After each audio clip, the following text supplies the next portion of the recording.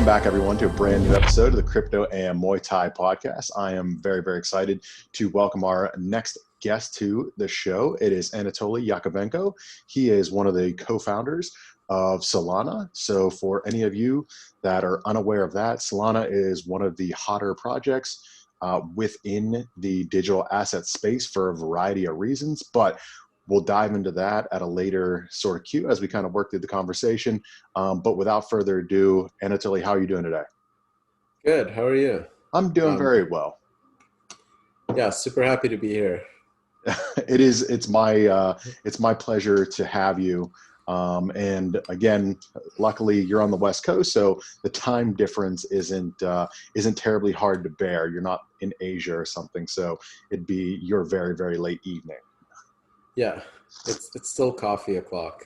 Yeah, I mean, for me, it's always coffee o'clock. Like, you know, it's in the late afternoon here, so that doesn't really adjust anything. If I start hitting a wall, it's just always coffee. So it seems like that's a good answer.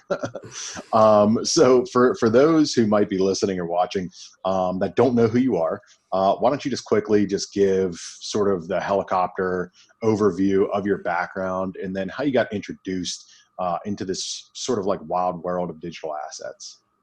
Sure. So like my background is I'm an engineer, spent most of my career at Qualcomm.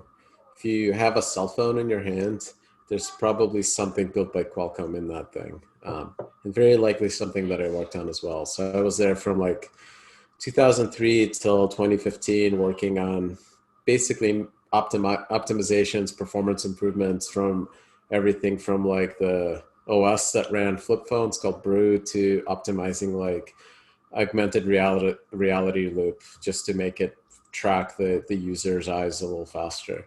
It's really kind of jumping all over the place, trying to make things better, faster, really working on some cool stuff because the way Qualcomm operates is that like every year there's kind of a new chipset design, a new piece of hardware, and it's radically different. And us as poor software engineers had to like kind of get everything done at breakneck speed and get it in before this chip is shipped, or all your work is like not going to see the light of day for a year. So that was exciting. So I got into crypto actually around, every engineer I think has been following Bitcoin since it kind of launched. And a lot of us are skeptics because, you know, when we look at the technology, we think, oh, this will never scale.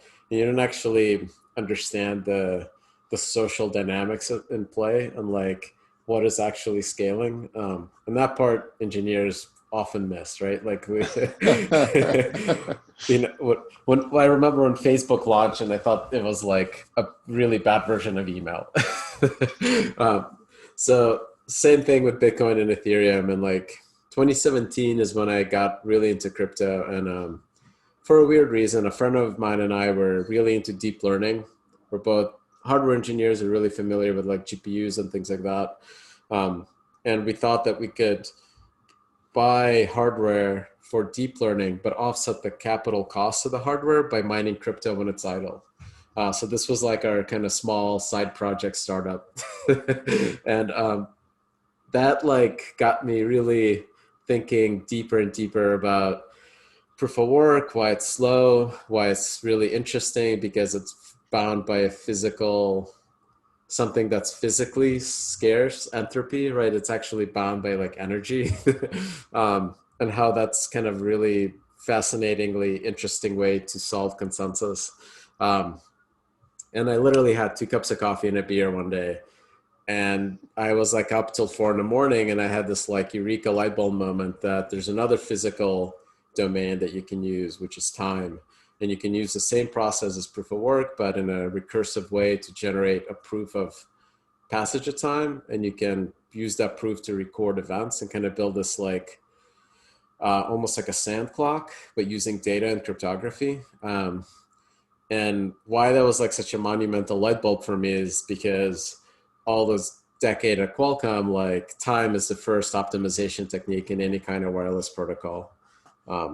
So that was like, once that light bulb went off in my head, I couldn't sleep for like a week, basically. It took me about a month to convince my wife that like this idea is real. And like, she's an engineer too. Once I set her down and like got her to listen to it, she's like, I think this might work. And that was basically like how, like the kick that I needed to go start the project and the company. Got you. So that is like the eureka moment that Yeah. kind of transformed into Solana. Yep. And like, to give you like a fundamental, like, kind of high level view of why time is so important is, imagine 100 years ago or more at this point, people put up the first radio towers. And if you transmit at the same time or the same frequency, right, those waves interfere, right? The electromagnetic waves interfere, and you get noise.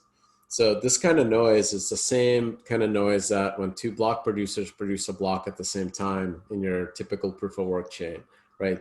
Two block producers opposite side of the world, they produce a block, they're not aware of each other, and that block propagates, and the network is in this noisy state. It doesn't know what's the latest block because now it's got two equal forks. So the way that people solve this in radio is they gave each tower a clock, and the clocks alternate by time. The way that people solve this in proof of work, right, is they made the difficulty of the problem so large that it's unlikely that two producers produce a block at the same time. And this is like, Bitcoin is like, why it's so slow is because this is like a 10-minute interval. Ethereum is probably the fastest reasonable implementation of this while maintaining kind of the security of proof of work, which is about 12 seconds, 10 to 12 seconds. But as you know, radio towers are much, much faster. Like 2G networks have 20 millisecond slots. We're able to use this technique, our proof of history, right? It's a kind of a marketing term, but the real technique is called the verifiable delay function. We're able to use this cryptographic kind of source of trustless time and have slots that are 400 milliseconds long. And it's not really like a block time because it's one continuous block where the block producers alternate like at effectively like every 4 slots. So about every 1.6 seconds. And this we can shrink and optimize and like make this thing faster down to, I think, like latency around the world is 80 milliseconds. So that's kind of our target. That's super interesting. I mean, I haven't really heard anything along those lines before. So the genesis of the idea is solving the scalability issue for proof of work. But I see that you guys have validators. So is it a proof of stake token, or is it this sort of like hybrid of proof of work and proof of stake? Yeah, so like there's a bunch of components to a blockchain. One is how do you schedule the block producers? And the confusing part is that proof of work solves all of them in one implementation. It's really, really elegant, right? Like there's no arguing that, but like the solution is is like as beautiful as it is, like it's really hard to optimize. What the whole job of an engineer is, you take like the best case and make it the average case with blood, sweat, and tears. So, which means like making things more complicated in some ways, doing a lot of work and trying to really, really tailor to a specific thing. So proof of history, this verifiable delay function, this is how we schedule block producers. So it's an implementation of time, right? It allows us to kind of implement this mathematical arrow of time in a trustless way and do all the scheduling. Because we have a strong assumption about time, we can do a bunch of other optimizations around consensus. But the actual like Sybil resistance, which is how you vote, what decides how much weight any signature has. Proof of work solves it also in the same kind of way, which is electricity is your vote, right? Like how many cores you have is your vote. We use proof of stake to provide that Sybil resistance. So in that sense, we're very similar to Tendermint or Algorand or Avalanche or Near or ETH2 or any other like proof of stake proposed network. Okay, got you. That makes sense. So how do you guys view the trade-off between, I guess, like scalability and centralization? So always one of the big pushbacks, from some of the maximalists, whether it be proof of work maximalists, Bitcoin, whatever it might be, is the lack of scalability is there for a reason, because there's a decentralization and presumably some kind of meritocracy. Whereas whenever you get into proof of stake type systems, there's the ability for over centralization, essentially. So given how much you've thought about some of the other aspects of this, presumably you guys have some interesting perspectives on how to make sure that that is not necessarily the case, or right now, and or how it drives in the future as the blockchain continues to grow and scale with adoption. So what is decentralization, right? Like, people don't like to objectively define that because they just like to call whatever they like decentralized. It's a buzzword. Yeah. Right. Sure. Yeah. So let's boil away like the BS, so to speak. Like, the only interesting feature about decentralized systems is censorship resistance, right? It's this idea that, like, when a user interacts with this network, they send a message, that message is going to be accepted. And to give you like a real like understanding of why that's important is that, like, imagine we had perfect line of sight that was unobstructed, and every participant in the network was fully connected to every other one, right? Like, you have infinite number of users, but they all have a laser that can point to everybody else, right? Like, I have a laser that can split its like light a million ways and perfectly connect to a million other participants in this network. That is a censorship resistant network, and it's fully connected. And whenever I transmit a message, it arrives to everybody basically at the speed of light. That is what censorship resistance simulates, right? When I pass my message through a censorship resistant network, that is a simulated version of this. And there is no like, it's too hard to build this like fully connected network with lasers, right? Because there's always something in the way, and it's very easy to like block that light, right? Like, so we use like these algorithms, right, that try to simulate this. Proof of work is a really interesting implementation of this because you can throw money and generate enough hash power to force your message through, and therefore this network is eventually censorship resistant. Like, there's no point, like, if you really trust the proof of work algorithm and I have some message that I want to get through, I can find enough electricity and do it, right? I can always like go make this thing happen. This is a hard problem in proof of stake because if you have a set of nodes that control the super majority of the network, it's effectively impossible to do that. And in a lot of configurations that are like PBFT based, you don't even need super majority, you need like the super minority or the liveness threshold. So this is like that, the 33%, I don't know if folks like have heard this term liveness. What is the liveness of this network? So when you look at that set, right, like what is the smallest amount of actors that can censor the network? That is like the objectively measurable thing about decentralization. And that is like the only thing that I think that's important or interesting from this network versus a database running in AWS. Yeah. Okay. Got you. Right. So that actually makes sense. And with that, it kind of makes me think about, so you've got this eureka moment, and you've got this really, lack of a better word, interesting and sophisticated way to go about addressing scalability within blockchains. Bitcoin was rooted in essentially what you talked about, being able, immutable, but also censorship resistant. Obviously, that wasn't one of the initial things that you were worried about from the get-go. So with that, whenever you have this eureka moment, where do you instantly start thinking that this can plug into in terms of beachhead or terms of use cases? Or does that come later? Not to... I'm an MBA, so if we strip away the bullshit, I don't have much left to sort of go on. But one of the big one of the big knocks we always had on the engineers was, whenever we were working with them, was they'll build first and then look to solve a problem later. Was it like that in this case, or like, fundamentally, censorship resistance is like the key component to finance. When you look at all our regulated space, it's about giving the like underneath, like the if you strip away the bullshit and regulation, what it's supposed to do is prevent fraud, right? And give Yeah. everybody fair, open financial systems that nobody's censored, right? There isn't like a central party that's picking one set of actors over another. So it is the same problem. Like we've solved this problem with, government and like regulation and a bunch of red tape. And this is part of software eating the world kind of thing. We've now have a technology solution for this that is 1,000 times cheaper and more provably secure.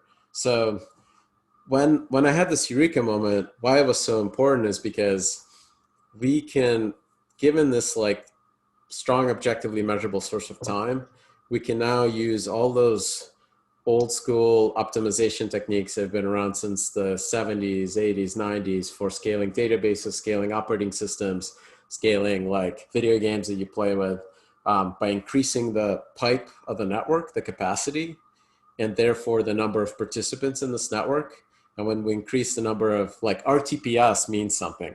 When we say that we have capacity for 50,000 TPS, it means that there could literally be 50,000 validators working on consensus, and therefore the minimum set of validators that could censor your financial transaction is a third of that, or roughly like 18,000. If you have a network where a bad actor has to break into 18,000 machines, it's virtually impossible to do so, right? This is like a level of censorship resistance that when you compare that to financial institution like NASDAQ, what do they guarantee me in terms of my orders getting filled, who's going to jump in front of my order, who's going to front run me, versus this network that is mathematically, right, measurably censorship resistant. I'm almost certain to go pick the network over an established regulated entity, right? So like fundamentally the use cases for all this stuff are financial. Like I think those are kind of the core use cases. I think on top of it, a lot of other wonderful magical things can be built that go beyond that, because I think a lot of the things that we do have been monetized, like as part of our life now, right? Like all the data we produce, right, has been monetized. It's now, but it's not owned by us. It's owned by like Google and Facebook, right? And if you have these very cheap censorship resistant networks, we can actually start creating value for ourselves, right? Within communities, within social networks that exclude the Googles and Facebooks from being able to like kind of poison them, right? And monetize them for their own purposes. And this is like, I think, like these are like next generation applications, right? Like 1996, nobody in the world could have told you that, 10 years from like 2006, there's going to be a $500 billion company that's based around sharing pictures of cats and babies with your family, right? Like literally nobody could have predicted that. But like, there were some people that were trying this stuff and people thought that they were crazy. Like, 6 degrees and all those things that were precursors to Facebook. And I think what we see now in the space, like the weirdness around like taking agreement within a community, right? That with like a virtual token that has no underlying value besides folks using it to agree on something within their community. And that almost instantly having value overnight. I think these are kind of glimpses of what could happen like 5-10 years from now when you have 100 million users that can be part of a single kind of like governance structure, virtual governance structure. I think this stuff is like, it's like crazy science fiction, right? Like how these like things can form and like what can they become. To me, like this is like the really, really cool stuff that we're working on is just like those experiments that we see right now. I mean, obviously, not obviously, but I really agree with what you said.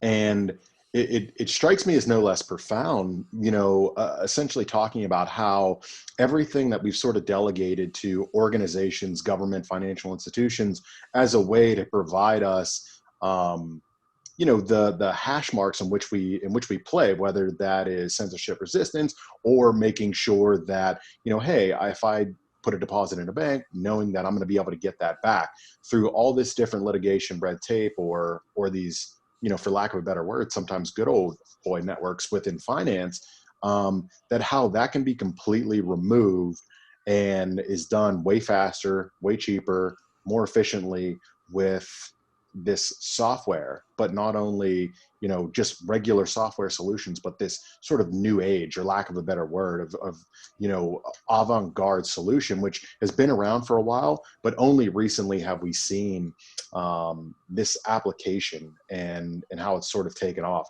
So I find that no less profound. So whenever you came to this eureka moment, instantly you're thinking this 100% has applications within finance. At that time, was decentralized finance sort of a thing that people were talking about, or had it yet to sort of devolve into the rage that has since become? There was like, I think, a couple projects, right? I mean, like, gosh, this was like, there was like a Dex group on Telegram, and like 0x kind of had a little bit of a moment. And literally very cringy slides for like Solana were like blockchain at NASDAQ speed.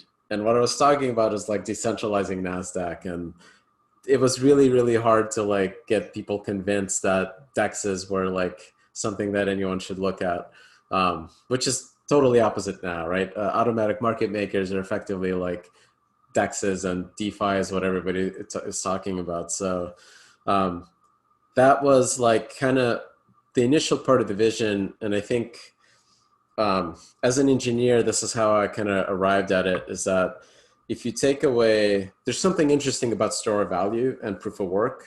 But like, I think Bitcoin has won that use case in a very decisive way. They have created this like liquidity monster plus energy to secure it system that is really, really hard to compete with. So I almost buy their store of value kind of argument. And if you get rid of proof of work, right? If you're building a highly scalable system for low latency, high performance applications, proof of work is just not an option. So if you're using proof of stake, you don't have store of value. What you do have though is a system where you have open, censorship resistant kind of literal like memory, like RAM in your computer, right? And programs that can modify it and read it. And because this is financial meaning, these systems are engines of price discovery. Like there's some amount of memory with some amount of state, and anybody that looks at it will try to extract any kind of free arbitrage out of that state that they can, right? They see some bits that if they like do a flash loan and a bunch of really complicated stuff that you've seen on crypto Twitter to get like $1 million out of it, they're removing arbitrage out of the system. And therefore this is a system of price discovery. And if you have that, you have a very, very cool theoretical programmable exchange. So in a sense, it is like all of these systems are DEXs by definition. If they're not a store of value, like competing for this like proof of work based store of value use case, I think the only thing that's left is like, price discovery, right? So this is kind of how we've been designing everything from the start, is like, how do we build this thing as fast, as horizontally scalable, as kind of low latency as we can. Myself and like most of the team are former Qualcomm folks, so I don't know what else we would be thinking about anyways. This is kind of like our bread and butter. But like, I think we've been pretty spot on about that as being the right use case to focus on. I don't know if you saw that like FTX announced building Project Serum on Solana, which is almost to the letter of what I was talking about when I said decentralized NASDAQ, which is taking the entire kind of like what an exchange does and making every piece of it programmable and pluggable by arbitrary parties with just, some cryptographic keys, right? And this is like the really, really neat thing about it, is you have effectively the same technology that runs FTX, that runs Binance, but now in an open, censorship resistant computer for you to work with. Yeah, no, I saw it. We're jumping ahead a little bit on the. You must have read my notes. We've talked about it a couple times, just sort of in passing. But you mentioned whenever in '96, looking at early stage companies, and there's no way that we could have foreseen what was going to happen. And then we've got the early precursors of what was to become Facebook and Google, which, you know, came and went. In this particular space, just from my particular perspective, it seems, and you talked about it earlier, where engineers kind of miscalculate that social component.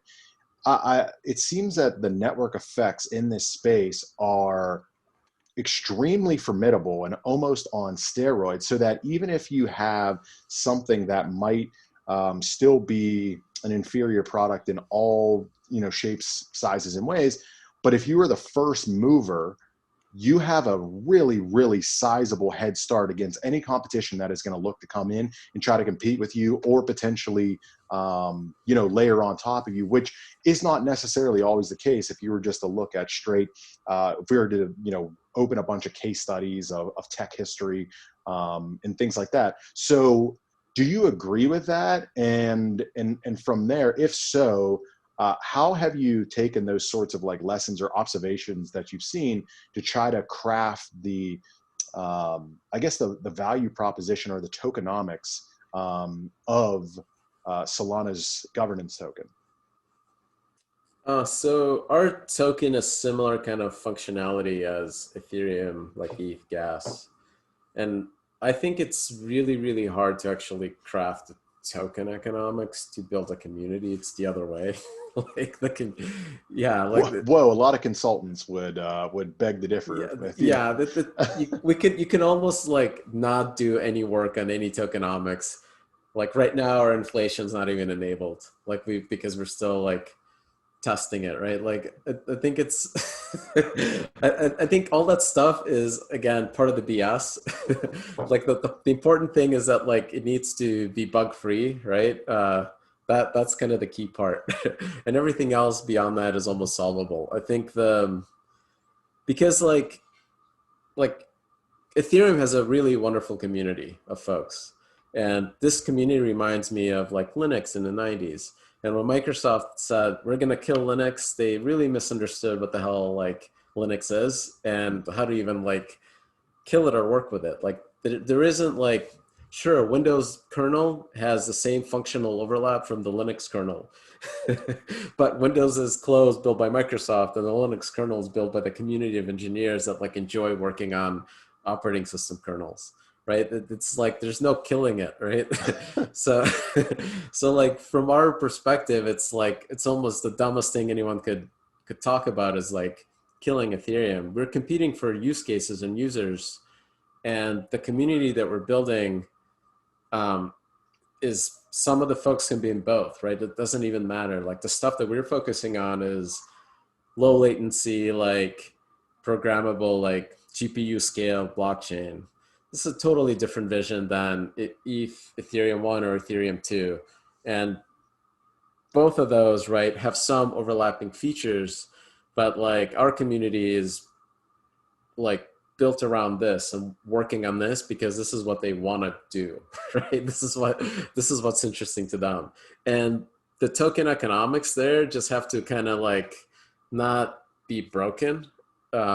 It's not even like that they have to be designed well to grow it. It's just as long as they work, the community will kind of work around it. So from that perspective, like we don't have anything special there. It's very similar to Cosmos. But the majority of what we're doing in the community side is just being like really engaged with our folks that are working on the validator side and the application side and kind of just unblocking them. A lot of our validators are like geek out on these optimizations, like try to optimize how the software runs, what rigs they run on, like what kind of hardware is better, right? And like we have like our testnet is called Tour de Sol because we're cycling geeks and we do time trials for people and things like that. And these are the things that are like, we have, I think probably all of the validators in the space, like all the brands, if you go to like our Solana Beach.io is a network explorer, one of our validators built, you go through all of them. It's like all the folks you've ever heard of in proof of stake are in Solana. And majority of them are like engaged and poking around and trying to see like where they can kind of improve their system, reduce latency, because this is what we want to work on. This is like this stuff is fun for us, right? It's not like that approach can go and like you can't tokenize that, right? There isn't like a token design you can build around that, nor is that like something that is there to go kill Ethereum, right? Like these I think are like concepts that don't quite, or I feel like people are trying to apply this like to something that doesn't even make sense yet, you know? Like we're not like two companies, Coca-Cola and Pepsi-Cola competing, right? Like where a user will pick one or the other, right? Got you. It seems like that kind of flies in the face of a lot of the maximalist arguments. So everyone thought, and I guess history is still yet to be written, but for the Bitcoin maximalists, they thought everything was going to be on Bitcoin. There was no reason why we'd have any of these other tokens or networks, and eventually it would just all fall to the wayside. And now with Ethereum, given, you know, the bulk of the developer work is done on the Ethereum platform, it's like, okay, well, they're going to own everything. They're going to own, you know, smart contracts, DeFi, lending, DEXs, this, that, and the other. And you don't seem to necessarily think that's the case, because it kind of, you know, falling back to the core principles of what you're talking about, the scalability issues, but also, you know, tackling one specific beachhead because that's what your technology suits versus being, you know, a jack of all trades. Is that kind of like what I'm hearing? Or am I putting words in your mouth? It's yeah, like it's not that we're like there's if why are there like five different layer one projects, right? Is because everyone has to kind of look at this at the design space, and the design space is so large that you have to pick one choice or the other. And as soon as you pick one, you can't pick the other one, right? Like there's no way for you to build like everything at the same time. And Ethereum is actually trying to do that with ETH2. And in some ways, Polkadot is trying to do that in their own weird way. And those are separate communities, right? They're trying to kind of like fill every niche possible. That's in itself a choice, right? Like we're specifically trying to build this like no sharded, low latency, single giant state machine. It's more replicated state machine and less blockchain, and the people that get it want to work on this, right? And this is like our community. It's as hard to kill our community as it is to kill Ethereum's, right? Like it's just like you're not going to stop people like being obsessed with this particular problem and how to solve it this way. So I think in that sense, like there's almost like a known number of permutations of these designs that people can pick, and nobody knows what's going to win the most like dollars, right? That's the unknown. Like, and that's hard for founders to predict, hard for teams to predict, hard for anyone in the space to predict, because again, nobody knew that like, you know, 10 years, you know, it took 10 years for like Facebook to launch and become this juggernaut, right? Like no one predicted that either. Yeah, and no one sort of predicted how quickly DeFi was going to go from the fringes to the mainstream. You know, it's something that even last year it was sort of hyped, buzzwords. You know, a lot was being done around it in terms of lending, but for the most part, it was just a lot of buzzwords and a lot of hype. And then, you know, fast forward 12 months in the future, and you've got dexes with equivalent or greater volume than a lot of these centralized exchanges, and everyone, just like you're talking about, wanting to participate. Whereas before, very nascent, very you know, fringe, but now the acceptance is growing greater and greater. Yep. Yeah. And So this is again, I think, because finance depends on censorship resistance. I think this is kind of like the key insight that people need to have, is that like all the regulation that we have around finance is to implement censorship resistance in this like regulatory way, right? To make sure that everybody has free and fair access to the exact same kind of like value that an exchange provides or a bank provides in terms of lending and things like that. got you. That makes sense. And with that, whenever the announcement that FTX was going to use the Solana protocol, was that something that you had seen coming, or was it a little bit of a surprise? We so I connected to Sam like um basically like when did they launch, like a week or two ago. So 6 weeks prior to when Serum was launched, when it went live, I kind of connected with them, and we ended up like kind of geeking out on the vision of crypto, and myself being like obsessed with this, like, let's build this like network of 100,000 GPUs across the world that are synchronized at light speed. And him kind of understanding that this is like, this thing can actually run an exchange in a trustless, permissionless way. And he already, his team, they've been looking at a bunch of other blockchains, and they've had this idea, let's build a real decentralized central limit order book. Not central in the sense like centralized, like a single entity runs it, but central as in there's price that occurs in a single spot, in a single state machine that everybody agrees on. Um, that kind of order book, but running on a trustless, permissionless blockchain. They've been looking for this for like at least 6 months to a year at that point. And once we finally synced and showed them a couple demos, we have this program called Break. Break, if you go to break.solana.com, you just smash your keys, and you see the transaction being sent and confirmed from the client in like 1.2 seconds. And that kind of like broke their brain. They realized that this thing actually works. Provably, it's already live. We did all the hard work. The work that's yet to be done is solvable, which is wallets, tooling, explorers, all this stuff. Like, we just ignored all those problems. Like we went straight for like the really, really hard problem. And they went for it. And like literally that team moves faster than anyone I've ever worked with. From that conversation, them knowing nothing about how to program or do anything on Solana, to 6 weeks it was live and trading real volume. Wow. Yeah. It definitely seems like his reputation and the team over at FTX reputation precedes them, that it's actually legitimate speaking with first-hand accounts. Yeah. Yeah. It was like, it was pretty cool. This was the first, one of the like kind of teams that really impressed me in the space, that just kind of like, when they set their mind to it, they just crush it. Yes, it definitely seems that way.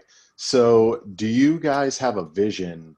Is this like, are you focused squarely within the tech side as to continuing to improve the protocol, growing the community, or do you have additional visions of use cases like on the roadmap? Because this seems like a huge vote of confidence, and the more that it can grow and attract more and more users to the platform, it seems like sky's the limit. Again, given how quickly decentralized finance has come of age. So do you guys look at that and think, okay, this is stage one, and then we can look to stage two or stage three? I know you had mentioned, something at the beginning, or given it seems the core group or engineers just saying, hey, this is great what we have right now, but let's optimize it, let's make it better.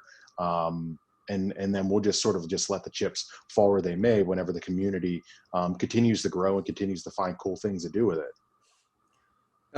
Yeah, so like the way we operate is that we're kind of, our core engineering team is just laser focused on optimization, because that, like, from the decade that we spent at Qualcomm together, that just never changes. Like NVIDIA just shipped a GPU with 10,000 cores. We have a lot of work to do to make sure that like we can scale out to use all of it. Um, and this is like part of what we're focused on, because we kind of see that like we can do a bunch of incremental stuff to really scale the system out to support something like Serum running at full capacity, to basically handling the volume, not just for crypto, but for the entire world of trading. that in itself is like one massive use case and opportunity. Um, and that is almost like become a black hole for attracting other projects. Like it's just such a huge gravity well of like everyone wanting to participate in it because like Ethereum, right? Like again, this isn't like a competition. It's like we're competing with Ethereum on the surface level, but it's not like us versus them. This is Ethereum has this really clever design for automatic market makers that have been like a wonderful construct to launch a lot of DeFi applications on top of. And because there's liquidity providers and there's people that want to be takers, right? This creates like these marketplaces where lending and these other protocols can thrive in.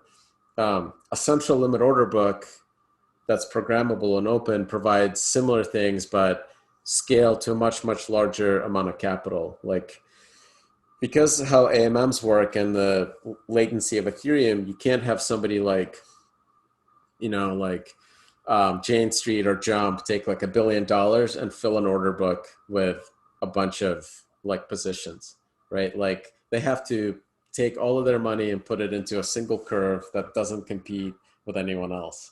And that's really hard for them to scale capital because every other way that they've been able to do so relies on taking specific positions at specific price points and then leveraging derivatives and all these other constructs to squeeze out a tiny bit of margin, right? Like very small amounts, right? On large amounts of capital. AMMs are just not designed for this. A central limit order book, which is programmable like an exchange or what an essential like a Binance or Coinbase or New York Stock Exchange provides, allows these market makers and these capital liquidity providers actually to do that. So this is an opportunity for Serum to kind of like make this open and permissionless. And because it's a new thing, right, has some surface functional overlap with Ethereum, but it's totally new and different. This is attracting like a lot of really, high quality teams that have kind of cut their teeth in Ethereum to go build something new on Solana and Serum. And this is like the cool thing about this is that like, because we are doing something new, right? Like there's an opportunity for folks to go like try ideas that they couldn't try in Ethereum before versus like, I think where a lot of other layer one competitors are just like, this works in Ethereum, let's copy and paste it on whatever, right? Like Algorand or Near Avalanche. Like you're like gonna miss the point, right? It's just like not going to be that much better than Ethereum, but without all of the good stuff of Ethereum, and no one's gonna care, right? This is why why I think that approach is gonna fail. Like, but what we have is like totally different, right? This is imagine Binance that anybody can participate in any part of the exchange. Like you can literally create your own pair right on Binance, write a market maker, start filling orders, filling the order book, write derivatives on top of that, write a lending protocol that allows people to margin trade directly into the order book, right, and do sophisticated like risk management and write your own risk engine for liquidations. Like all of this stuff is open. And because it's new, right, this is where there's a lot of new opportunities. So some of these things we're like, our job is to like make it faster and cheaper, like make sure that when like we have demand that we can fill it, like we can provide the capacity with hardware, that's just kind of our core job, and keep the price of transactions as cheap as possible. The other part of it is just unblocking people, like when they don't understand something docs wise or kind of examples, is kind of cranking them out as fast as we can. So everything you said again makes perfect sense and kind of like falls in the category of almost, again, not to, slap your ass or anything, but profound, because it makes perfect sense. Like it seems like the perfect solution for a problem that that kind of Ethereum and different dexes have proven and validated that there is actual demand for a solution like this, which wasn't a guarantee at the beginning, but the technological feasibility wasn't there, and this solves it. And potentially we might be able to get the white whales, which everyone has been calling for, is true institutional capital flows into this market, without all the potential hurdles that you would have to see if you're looking to allocate on a Binance or any of these other less regulated exchanges, not even taking into consideration security whenever you think about that. So that makes perfect sense.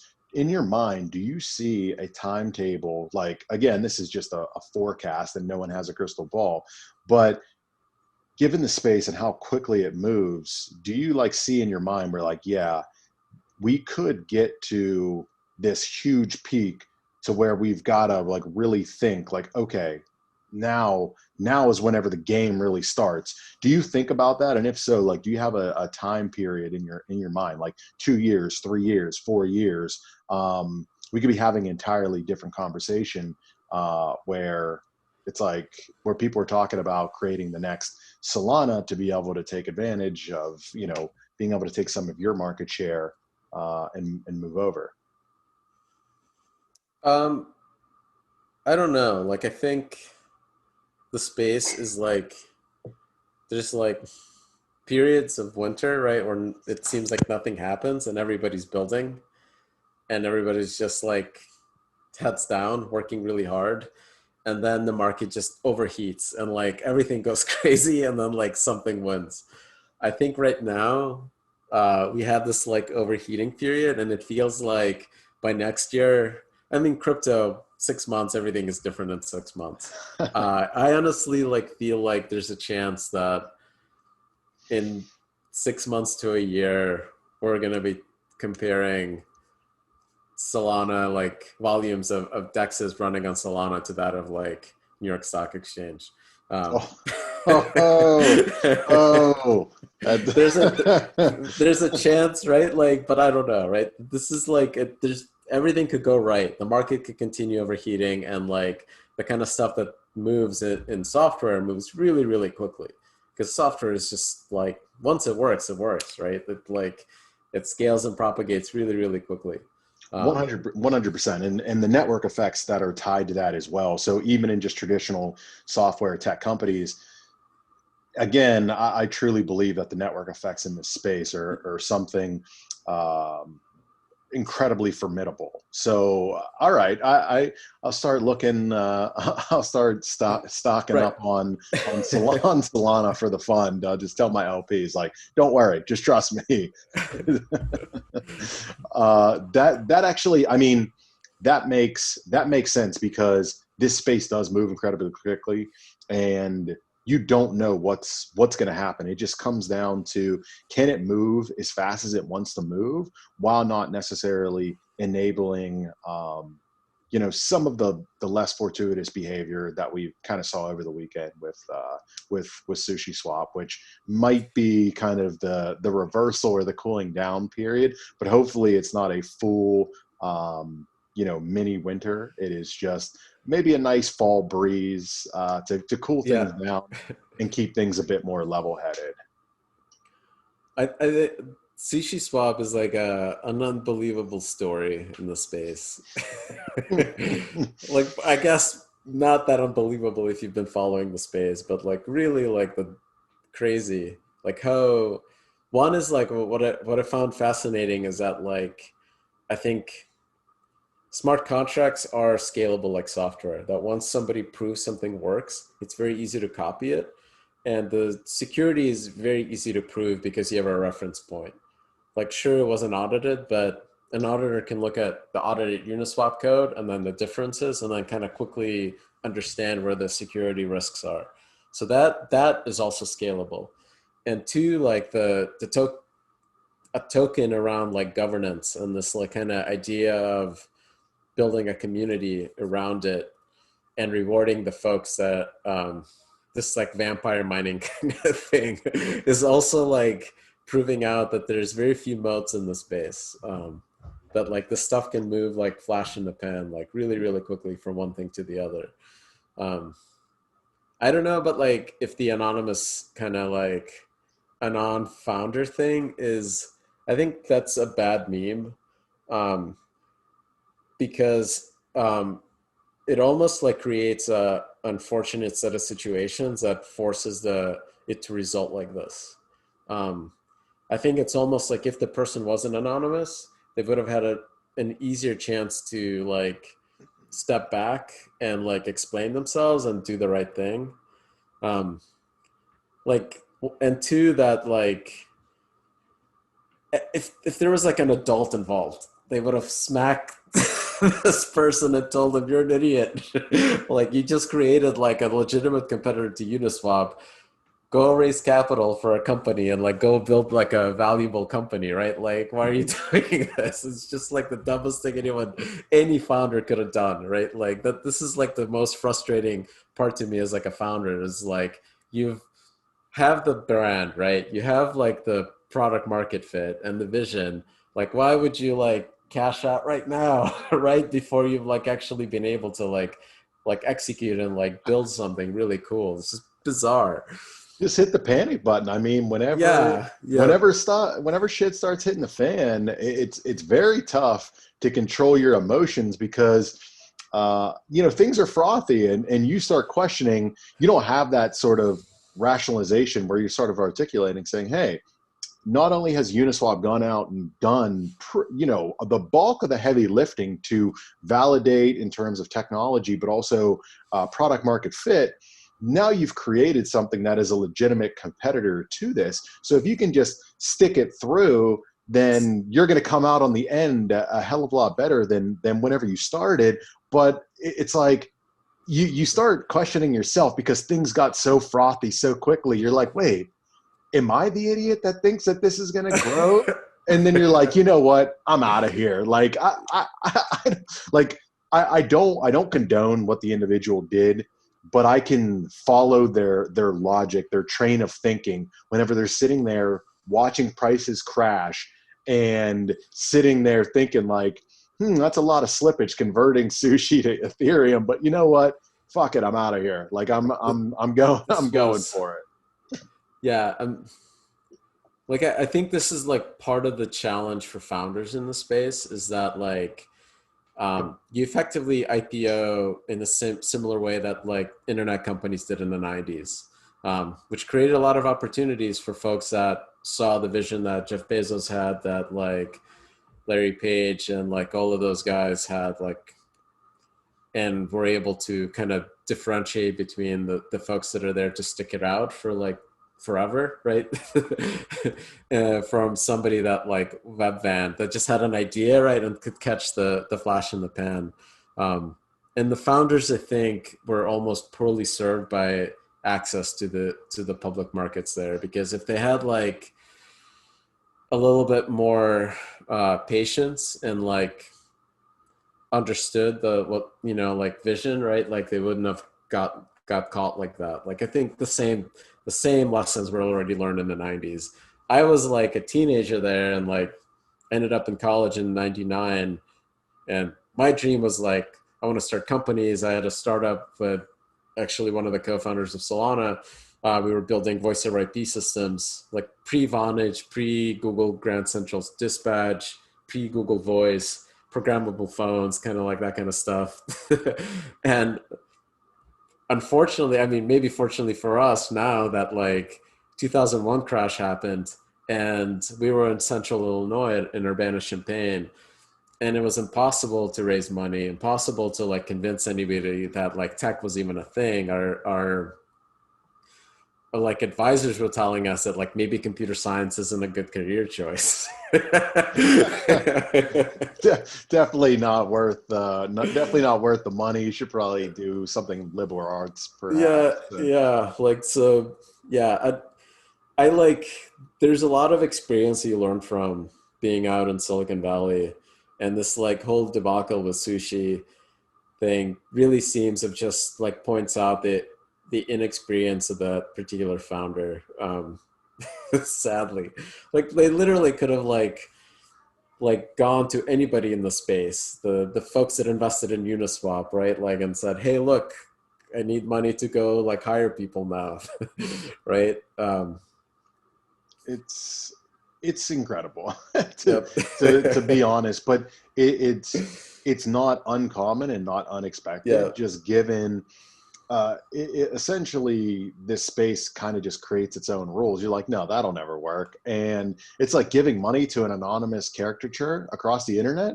And, it's like that'll never happen. And, fast forward here we are. So it's constantly bending the laws of reality, at least from what finance, traditional finance people would look at, which, is incredible in and of its own right.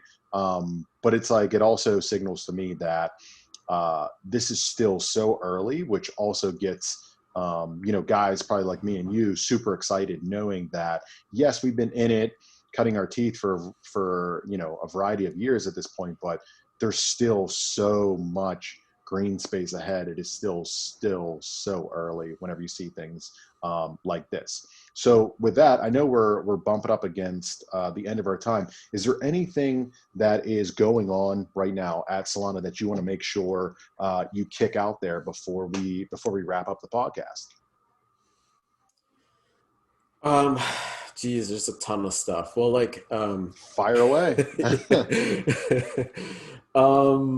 we have like a ton of announcements on the way, but I think like what I'd love folks to focus on is like go to our Solana.com, go look through our development documentation and tools and our example code for launching your own token, for building automatic market makers and things like that, and jump into Discord and like ask us questions, and let's help get you started building on Solana.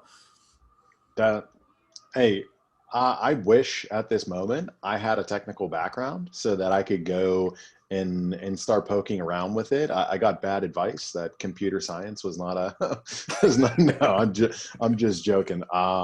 But for if there's any developers out there, computer science students, obviously the podcast kind of speaks for itself.